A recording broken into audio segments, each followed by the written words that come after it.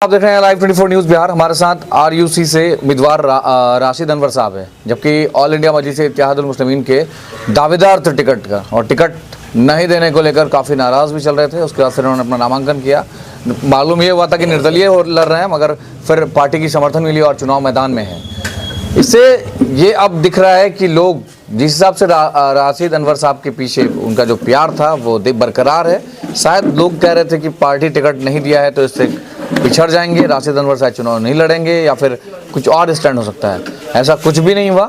राशिद अनवर साहब जहां खड़े थे वहीं पर खड़े हैं और वहीं से उसी तरह से लड़ाई को आगाज़ कर इन्होंने जनता के बीच जाने का काम किया है और लगातार जनसंपर्क के माध्यम से लोगों से जुड़ भी रहे हैं और अपनी बातों को भी रख रहे हैं। राशिद भाई, पहले तो आपका बहुत बहुत स्वागत है लाइव 24 न्यूज़ में। आपका शुक्रिया और आपके चैनल के माध्यम से तमाम दर्शकों का मैं शुक्रिया अदा करता हूँ। क्या लग रहा है टिकट कट जाने के बाद, जिस हिसाब से आपकी मीडिया पे वायरल हुई थी, काफ़ी आप रो भी रहे थे और कह भी रहे थे कि भाई पार्टी ने हमारे साथ इंसाफ नहीं किया, और ऑल इंडिया मजलिस इत्तेहादुल मुस्लिमीन के राष्ट्रीय अध्यक्ष असदुद्दीन ओवैसी कह रहा है हम गरीबों की पार्टी हैं। क्या लगता है, गरीबों की पार्टी रह गई या वो पैसे वालों की पार्टी है? सर, इनके कथनी और करनी में ज़मीन आसमान का फ़र्क है। ओवैसी साहब जब बयान करते हैं स्टेजों पर तो आप देखे होंगे या आप नहीं देखे होंगे तो देख लीजिएगा, उनकी आंखें बंद रहती है, आंख बंद करके वो बोलते हैं। मतलब इससे साफ जाहिर होता है कि वो जो बोलते हैं वो देखते नहीं हैं। उनका जो अल्फाज है सिर्फ बोलने का है। गरीबों, मजलूमों, बेबसों, बेकसों, ये सब उनके अल्फाज हैं, चाहे असदुद्दीन ओवैसी साहब हो या अख्तरुल ईमान हो, है ना। लेकिन आप देखिए ना, ठीक है आपकी मजलूमों की पार्टी, आप मजलूमों के हक के लिए बोलते हैं, लेकिन राशिद अनवर आपके पार्टी में 11 सालों से था, जिन्होंने जान, माल, वक्त की कुर्बानी दिया। राशिद अनवर अपने और अपने परिवार के लिए कुछ नहीं किया इन 11 सालों में। आपकी पार्टी को मजबूत किया।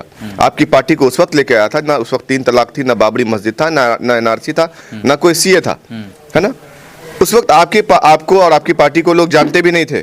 किशनगंज से अख्तरुल ईमान चुनाव लड़े थे, उसके बाद हमने पार्टी ज्वाइन किया। हम यहाँ से एनर्जेटिक सोच लेकर मैदान में उतरे।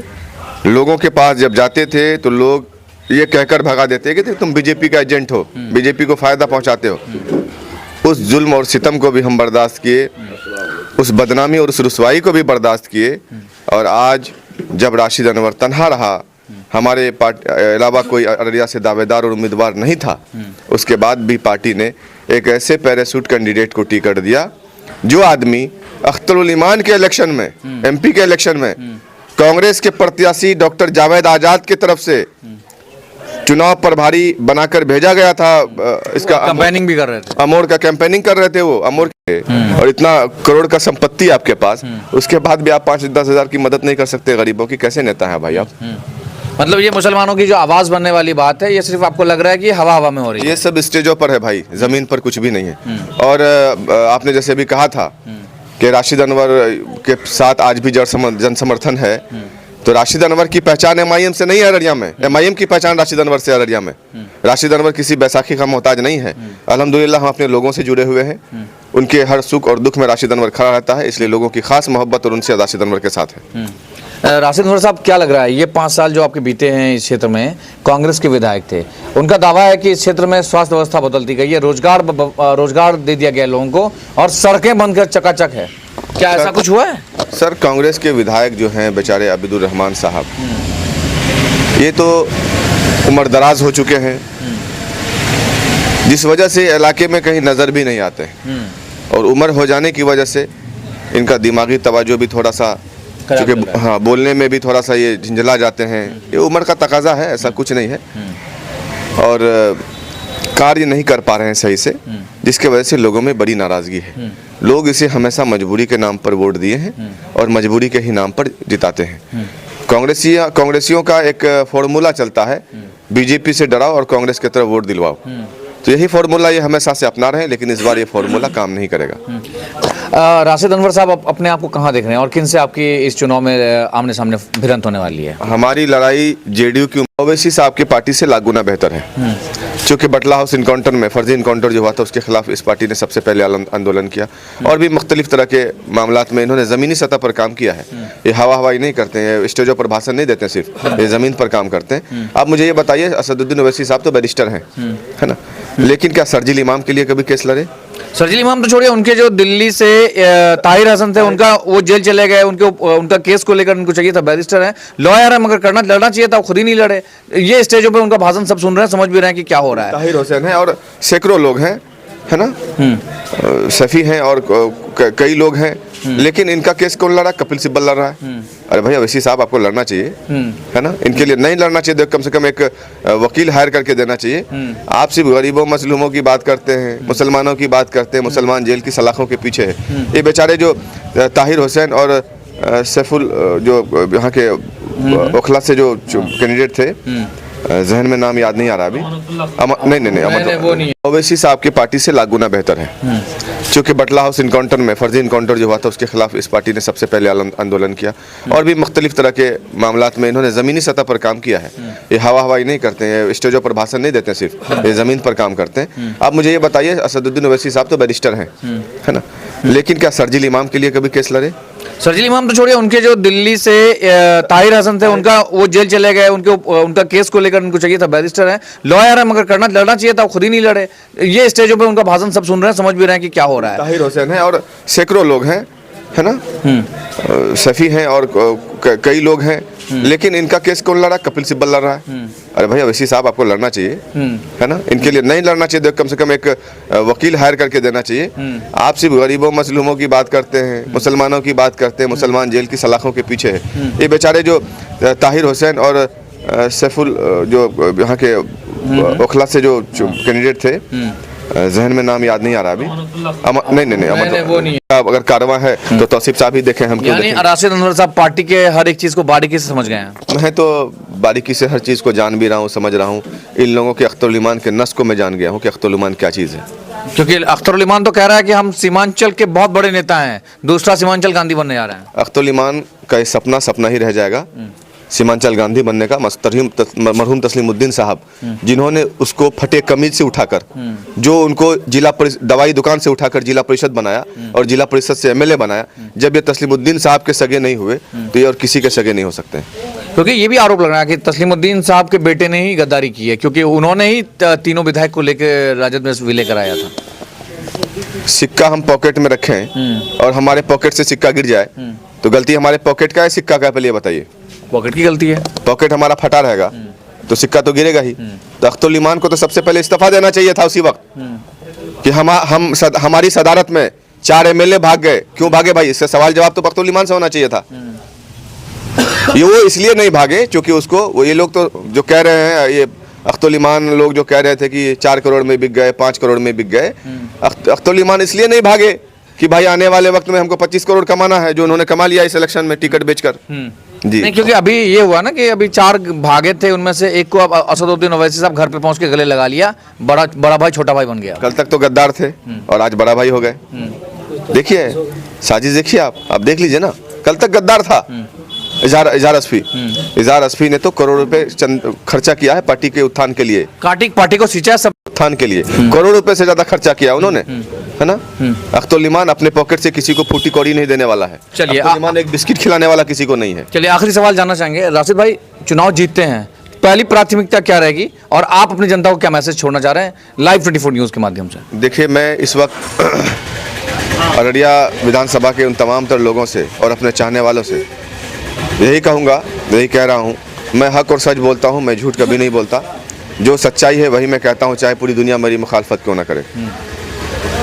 मैं अगर कामयाब होता हूँ अररिया विधानसभा से तो मैं बीजेपी के खिलाफ गठबंधन की सरकार बनेगी, महागठबंधन की, मैं उसमें शामिल रहूँगा, लेकिन शर्त और शराइत के साथ। जो हमारी कमियां हैं अररिया में, अररिया विधानसभा में जिस चीज़ की ज़रूरत है उस चीज़ को पूरा करने के लिए हम एक लिस्ट देंगे। अगर उसमें सरकार मानेगी कि नहीं हम आपकी इस ज़रूरत को पूरा करने में सक्षम हैं तो हमारा साथ सरकार को रहेगा, महागठबंधन को, है ना। अगर महागठबंधन अगर नहीं मानती आपकी शर्तें तो फिर क्या करेंगे? तो हम विपक्ष में बैठेंगे, हम विपक्ष में रहेंगे, हम इकलौते रहेंगे और 243 में 242 को हिलाते रहेंगे बैठकर, क्योंकि राशिद अनवर के अंदर वो सलाहियत है, ज़बान में वो तासीर है। यही चीज़ तो अख्तरुल ईमान को बुरा लगा ना। अख्तरुल ईमान को ये लगा कि राशिद अनवर बोलने वाला है, लड़ने वाला है, बेखौफ है, निडर है। ये जब अररिया से चुनाव जीत कर जाएगा, क्योंकि मैं चुनाव जीत रहा था, साजिश किया इन्होंने, इनको ये लगा कि ये चुनाव जीत कर जाएगा तो सिर्फ अररिया ही नहीं बल्कि पूरे बिहार के मुसलमानों और मजलूमों के लिए बोलेगा, दलितों के लिए बोलेगा, आवाज़ उठाएगा। इन लोगों की है। आखिर में ऐसा हुआ कि जब ये उसके लिए आवाज़ उठा रहे थे तो उनका अवस्थी साहब के कुछ उल्टा पुल्टा कह के टिकट तो उनको मिला, लेकिन सारे लोग स्टार कैंपेनर किशनगंज में रहे लेकिन उनके लिए कोई चुनाव प्रचार नहीं किया, जिसकी वजह से उनको हरा दिया गया। ये लोग साजिश करते हैं। इन लोगों की साजिश तो ये भी है कि तौसीफ साहब हार जाए। इन लोगों की साजिश ये भी है कि तौसीफ साहब हार जाए। बिल्कुल बिल्कुल, अख्तर ईमान की, आदिल हसन की और इत्तेफाक की लोग की साजिश है कि तौसीफ साहब हार जाए।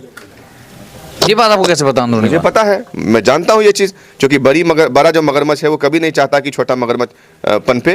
तालाब में छोटे मगरमच्छ को खा लिया जाता है। अख्तर ईमान कभी ये नहीं चाहेगा कि हमारा कोई कंप्यूटर खड़ा हो। जी, मतलब आपकी ये बात अंदरूनी आपको पता है कि अगर वहाँ चाह रहे हैं तो वो तौसीफ एमएलए को हरा दिया है चुनाव, यानी पार्टी नहीं चाहेगा कि मेरा कोई एमएलए जीत गया है। आप मुझे ये बताइए, ओवैसी साहब जब सीमांचल न्याय यात्रा पर पहली बार आए थे तो उसके पीछे हजारों गाड़ियों की काफिला थी ना, हजारों गाड़ी उसके पीछे घूम रही थी। हर जगह मुझे भी बोला गया था 20 गाड़ी के लिए, 40 गाड़ी के लिए, मैंने भी दिया था 5 दिन के लिए 20 गाड़ी। तो अब ये देखिए, फिर अब तौसीफ साहब के एक प्रोग्राम में ओवैसी साहब आते हैं 5 तारीख को, है ना, 5 तारीख को। और तौसीफ साहब ने कहा भी था ये चीज़ की साजिश के तहत मेरे प्रोग्राम को कैंसिल कराया गया था, बोले थे वो, आप सुने होंगे, लोगों ने भी सुना था। तो ओवैसी साहब जब 5 तारीख को सीमांचल न्याय यात्रा के लिए उसके लिए आए थे, जिससे उनका दरभंगा वगैरह होते हुए जाना था, तो उसके पीछे कितनी गाड़ियां थी? मुश्किल से 10 गाड़ियां थी। अरे भाई, ओवैसी साहब तो वही थे, वो तो राष्ट्र अध्यक्ष है ना MIM के, है ना। लेकिन आप एक बार उनको रिसीव करने जाते हैं हजारों गाड़ियों के काफिलों के साथ, जब तौसीफ के साहब के लिए स्पेशल वो आते हैं तो आप उनके लिए 10 गाड़ी लेकर जाते हैं। तो इससे तो आप साफ समझ में आ रहा है ना, लोग बेवकूफ़ तो नहीं है, साफ समझ में आ रहा है कि 2020 में भी इन्होंने ऐसा ही कुछ किया था। लेकिन जब 4-5 MLA जीते थे तो 4 जब भाग गए थे तो मुझे लगा था कि शायद इस ठोकर से इनको ये संभल जाए। तो मुझे लग भी रहा था कि शायद अब आने वाले वक्त में ऐसी गलती ये ना करेंगे, लेकिन वही गलती दोहराई गई है। गलती क्या है, ये तो जानबूझ के दुकानदारी है सर। आप यानी आप भी मान रहे हैं कि यहाँ से पैसे ले जाके हैदराबाद को सजाया जा रहा है? एकदम जाता ही है साहब। अब ये बताइए, 2-2 करोड़ में टिकट बेचा जा रहा है, 1.5 करोड़ में बेचा जा रहा है। ना मुफ्ती अतर जावेद कासमी को टिकट मिल रहा है, ना अब्दुल्ला सालिम कमर चतुर्वेदी को मिल रहा है, ना राशिद अनवर को मिल रहा है। भाई अब जो पैसे वाले, आप भी मान गए कि जमीन से जुड़े हुए एक भी नेता को टिकट नहीं मिला? नहीं, बिल्कुल नहीं मिल रहा है। ये बस कहने की बात है, लेकिन मिल नहीं रहा किसी को। ये जो पार्टी कह रही है कि गरीबों का मसीहा वाली पार्टी है, गरीबों के लिए लड़ रही है, गरीबों को टिकट दिया जा रहा है। सर आप ये बताइए, गरीबों का मसीहा है तो ओवैसी स्कूल आपका खुला, ओवैसी हॉस्पिटल आपका खुला, कहाँ ओवैसी हॉस्पिटल, कहाँ ओवैसी स्कूल? आप कह रहे हैं 4 भाग गया। 4 क्यों भागा? 4 को टॉर्चर किया गया था। आज कह रहे हैं कि आप स्टेज पर खड़ा होकर ये गद्दारों, ये वो उल्टा पुल्टा आप कह रहे हैं। 4 में से एक को गले लगा लिया गया। गद्दार वो नहीं है, गद्दार अख्तर ईमान है। अख्तर ईमान उगाही करता था, आदिल हसन आजाद उगाही करता था, सैलरी से पैसा लेता था इन लोगों का, सैलरी से पैसा। अच्छा, आदिल हसन आजाद वो पैसे लेते थे इन लोगों से? सैलरी का भाई मेरे, अब कमरुल हुदा साहब पहले MLA हैं मजलिस इत्तेहादुल मुस्लिमीन के, कितने शरीफ इंसान है वो। और जब वो MLA बने, 11 महीने का उनका कार्यकाल रहा था, या 9 महीने या 11 महीने का, ऐसे तकरीबन 11 महीने का कार्यकाल रहा था उनका। उस बेचारे को आजिज कर दिया इन लोगों ने।